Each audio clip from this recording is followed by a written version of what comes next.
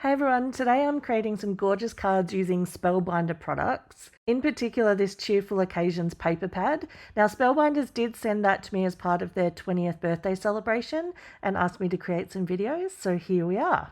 The paper pad is gorgeous. It has lots of different paper in it, and 50% of the sheets actually have gold foil, which is really cool. I'm also using some hot foiling and die cutting today, so I've got the Kaleidoscope Plaid die cut set and the Everyday Sentiments 2 hot foil.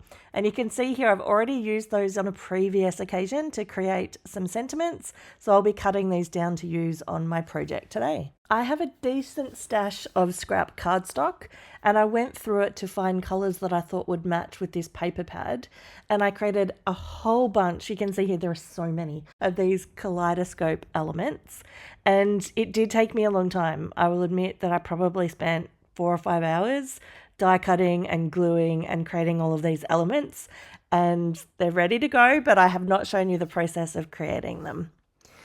Sorting through them, and now what I'm going to do is I'm going to grab the paper pad and I'm going to figure out which ones would make a really good backing panel. My criteria for this is anything that is simple enough to not compete with the kaleidoscope design. And looking through, it took me a little while to figure this out, but I did go with the bright yellow, the pink spots, and then a couple of the blue layouts, and then finally the navy and white stripes. I'm now matching up all of the different combinations of hot foil sentiments.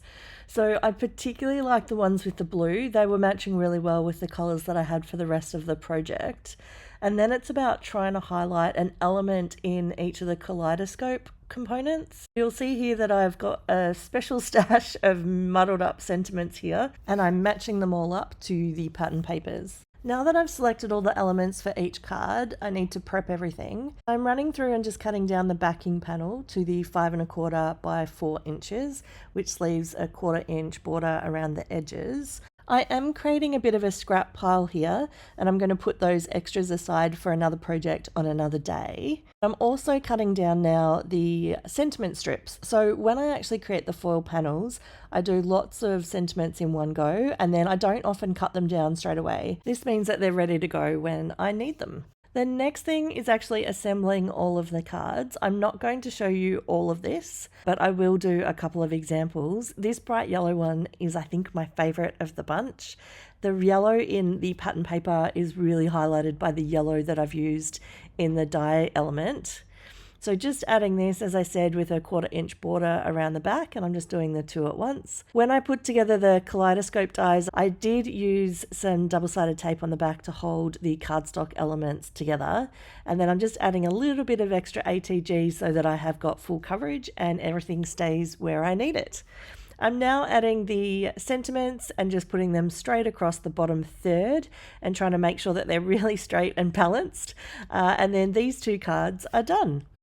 Originally for the pink dots, I had matched it up with the kaleidoscope element that had pink in it, but it really was not the same tone of pink, so it was really bothering me that it wasn't a great match. So I decided to take a look at the other elements and see if there is one that was a better fit, and I decided on this one that has the navy and blue and kind of the copper color with the white on top, and it really does seem to match up really well. They're very complementary colors, and so I decided to use these ones instead. So I'm just popping these together, exactly the same process as before, being very, very careful to line things up. I'm double checking, I'm attaching things very lightly, and then you'll often see me pick it up and hold it so that I've got a really good view, because it's such a simple card that if I'm not doing that and making sure it lines up well, it really does just look very, very messy. So just adding this hello friend element, and then the pink dots is complete. Here's the remaining 3 color combinations. I love the simplicity of the navy and white stripe. And then these blue ones do have slightly different sentiments on them with the Make-A-Wish. And then the gold on black here is really impactful. So I really love how that one turned out. 10 cards created. Thank you so much, Spellbinders, for the paper pad. I really enjoyed using it. If you like the look of hot foil sentiments, I've put another video here that I think you might enjoy. Have a great day.